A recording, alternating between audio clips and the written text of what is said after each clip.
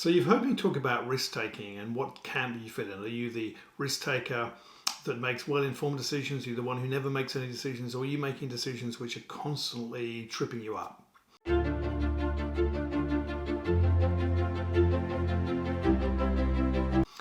I mentioned in that how to manage red flags. So today's video is around understanding what that means. So what is a red flag? What are you saying? You're probably saying, Ed, what are you talking about?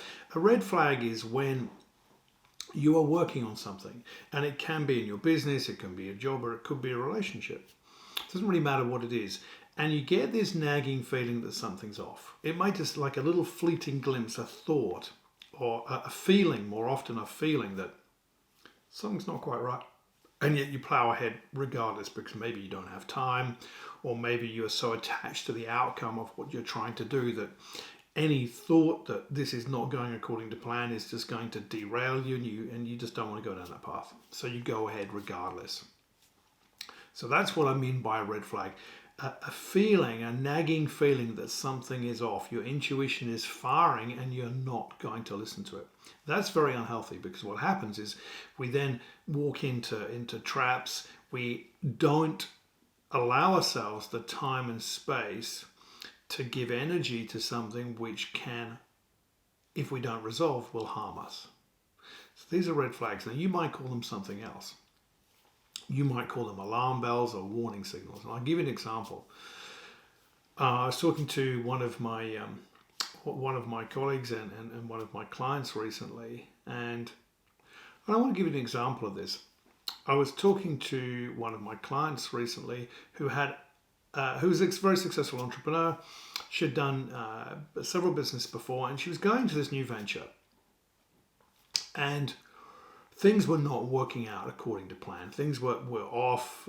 She had an issue with the business partner that she was working with, the relationship, and she just felt that things weren't really lining up to where she wanted to go. But she was so attached to the success of the outcome of this business venture that even though she felt deep in her soul that things were not going according to plan, she wanted to go ahead. And I was talking to her all the way through this journey.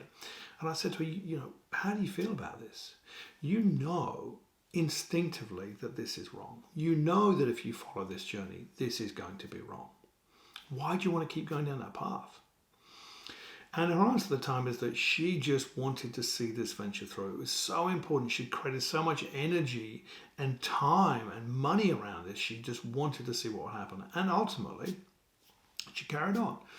And within maybe 6 months, she decided to withdraw from that and took that as a life lesson. She couldn't remove herself earlier because of the attachment to the outcome that she was hoping to get. Because, maybe the outcome was just so important, it was so big, it was so significant that maybe she could resolve all of these things and it would be okay. And sure enough, it wasn't. But she learned from that lesson. So this is why it's incredibly important. So the tip for today is there are 2 different types of warning bells, alarm signals, and red flags. There is one which is probably a fear of a past event. It could be, it might be a new relationship. It could be a new business opportunity. It could be a new job, promotion, something else. And you just get this feeling that if I carry on doing this, there's a fear of something else is going to happen. And it could be that, the last time you went down this path, you tripped up and you made a mistake. But you've forgotten that you actually learned and progressed from that, and actually you're not the same person that you were when you made that mistake. But there's still a fear of doing that. So that little alarm bell, that intuition pops up and think, oh God, if I do this, I'm going to get hurt again. That's one that we can safely manage because we understand that that's a fear of generally of a past event which has not yet happened and is not going to happen if we change our thinking and we change our behavior. So that one's an easier one to manage, provided you develop the awareness around what the fear is coming from. But it's pretty normal, okay? These are things which might happen to us every single day of the week. If I'm crossing the road or driving the car, or a phone call comes in and you just feel, this is not great. And then you unpack and say, actually, no, it's my own perception of that. The person talking to me is absolutely fine. But the last time this happened, I wasn't in a good space, or I didn't like the outcome. So those we can manage. The second one and this is the one you really need to pay attention to, is the one that you cannot resolve. However much time and space you give it, it's simply staying there. This is the red flag that if you don't resolve, will be your undoing, will derail you. Maybe not today, maybe not next month, but it might do in 3 or 6 months' time. And I've had plenty of clients that I've worked with who come to me because this has already happened, and then we have to change their course of behavior. It's rather like looking at data.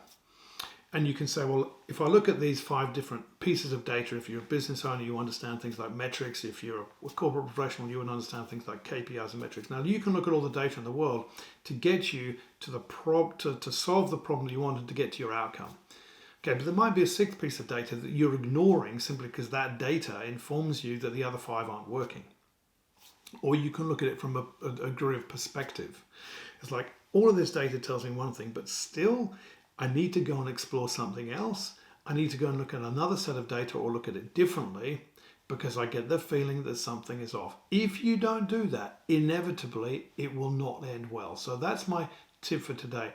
Understand what red flags are and do not ever ignore the one which is the critical one, which you cannot resolve. You must get to a stage where you can resolve it or you have to address it. And addressing it means there's a problem, we have to deal with it, we have to park the venture, we have to stop what we're doing until we've sorted it out. If we can't resolve it, that's the end of that. Okay, so that's the tip for today. I hope that is helpful.